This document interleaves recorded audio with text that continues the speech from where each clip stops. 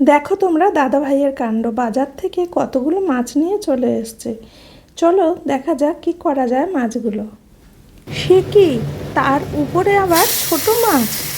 এতগুলো ছোট মাছ বেছে তার উপরে ভাজা করা, চারটিখানি কথা। ছোট মাছ বাছতে না ভীষণ সময় লাগে, কিন্তু একটু কষ্ট করে রান্না করলে খেতে কিন্তু খুব ভালো লাগে। দেখো আমার সব মাছগুলো পরিষ্কার করে বাছা হয়ে গেছে, ভাজাও হয়ে গেছে। এরপরে এতগুলো মাছ, এই মাছগুলোকে রেখে দিয়ে খানিক তার উপরে লেজাটা সবসময় তোমার দাদাভাই বাজারে গেলে একটু বড় করে কেটে আনে, কেননা লেজা খেতে আমি ভীষণ ভালোবাসি। তারপর মাছের মাথা আর তেল, এগুলো ভাবলাম লাউ দিয়ে করব। আমার না লাউ দিয়ে মাছের মাথা দিয়ে আর তেল দিয়ে খেতে ভীষণ ভালো লাগে। তোমাদেরও কি আমার মতন লাউ দিয়ে মাছের মাথা দিয়ে ভালো লাগে, না চিংড়ি মাছ দিয়ে, কোনটা? তাহলে আমাকে কমেন্ট বক্সে অবশ্যই জানিও, লাউয়ের সাথে মাছের মাথা না চিংড়ি মাছ কোনটা দিয়ে সব থেকে বেশি ভালো লাগে। এদিকে দেখো মাছগুলো আমার সব পরিষ্কার করে ধোয়া হয়ে গেছে।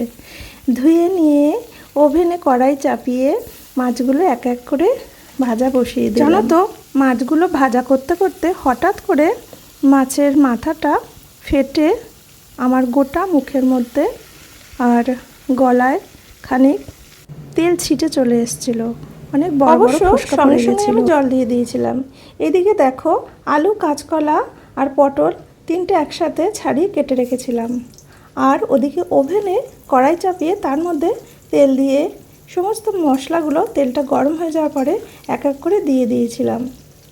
ভালো করে ভাজা হয়ে যাওয়ার পরে নুন হলুদ দিয়ে ভেজে নিয়েছিলাম। তারপরে পেঁয়াজ কুচি করে রেখেছিলাম, সেই পেঁয়াজগুলো এক এক করে সব পেঁয়াজগুলো দিয়ে দিলাম।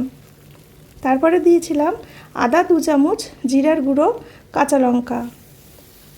অল্প একটু জল দিয়ে মশলাটা ভালো করে কষিয়ে নিলাম। যখন জলটা শুকিয়ে গেল আর সমস্ত সবজি থেকে তেলটা ছেড়ে গেছিলো, তখন কষানো হয়ে গেছিলো। সবটা কষানো হয়ে যাওয়ার পরে আবার জল ঢেলে দিলাম। জল ঢেলে দিয়ে একটু ঢাকা দিয়ে দিয়েছিলাম। খানিকক্ষণ পরে ঢাকনা খুলে দেখলাম মাছের ঝোলটা একদম রেডি হয়ে গেছে। এইভাবেই আমি মোটামুটি মাছের ঝোল করে থাকি। আর চলো বাকি কি রান্না হয়েছে তোমাদের সাথে শেয়ার করে নিই। ভাত করেছি, উচ্ছে ভাজা, আর ছিল ঢ্যাঁড়স বা ভেন্ডির চচ্চড়ি। এই ছিল আজকের। পরের ভিডিওতে আবার তোমাদের সাথে দেখা হবে। আজকের ভিডিওটা এই পর্যন্ত। সবাইকে টাটা, বাই বাই।